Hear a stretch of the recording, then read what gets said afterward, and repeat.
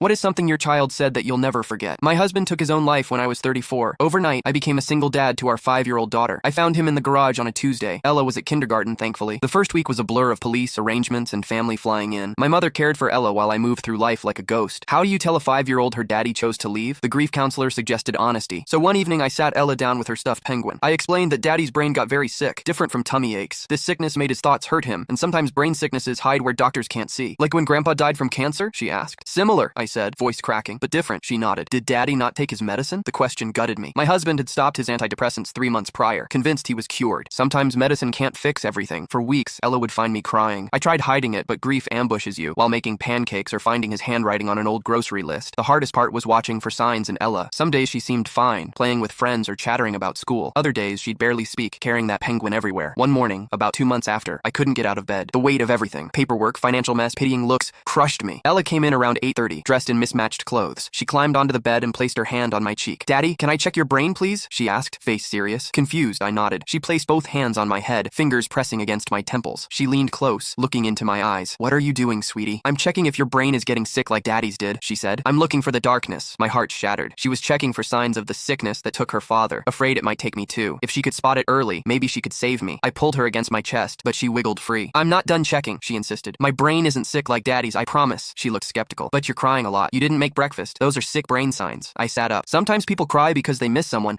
not because their brain is sick. I miss daddy. She considered this. I miss him too. But we have to be careful about the darkness. Every night for months, she'd come into my room to check my brain. She developed a routine, examining my eyes, asking me to smile, placing her ear against my forehead. If I seemed sad, she'd bring her light-up unicorn toy beside my bed. This will keep the darkness away, she'd explain. Darkness doesn't like colors. At Christmas, my mother gave Ella a book about emotions. That night, she pointed to the sad face. It's okay to be this one, Daddy, she said. But this one is scary. She pointed to the angry face. Why is that scary? I asked. Because that's how Daddy looked sometimes. All red and loud, then very quiet. I hadn't realized she'd noticed those mood swings before his death. By her 6th birthday, our normal had somewhat stabilized. The brain checks became less frequent, though she still performed them if I seemed tired or sad. One night, as I tucked her in, she held my face between her hands. Promise you'll tell me if your brain starts feeling sick, she whispered. I'll find more lights, big ones. I promise, I said. But you know what helps my brain? Your hugs. Better than medicine. She considered this, then hugged me tightly. I'll give you extra, just in case. That night, I realized my daughter had created meaning from tragedy. She had appointed herself my protector, my light bringer. It gave her purpose when children often feel helpless. I scheduled sessions with our counselor. We needed balance. I had to honor her desire to help while ensuring she knew she wasn't responsible for my well-being. I'll never forget those words and that ritual. In my darkest time, my 5-year-old fought back shadows with nothing but a light-up unicorn and the fierce, protective love that somehow flourished amid our grief.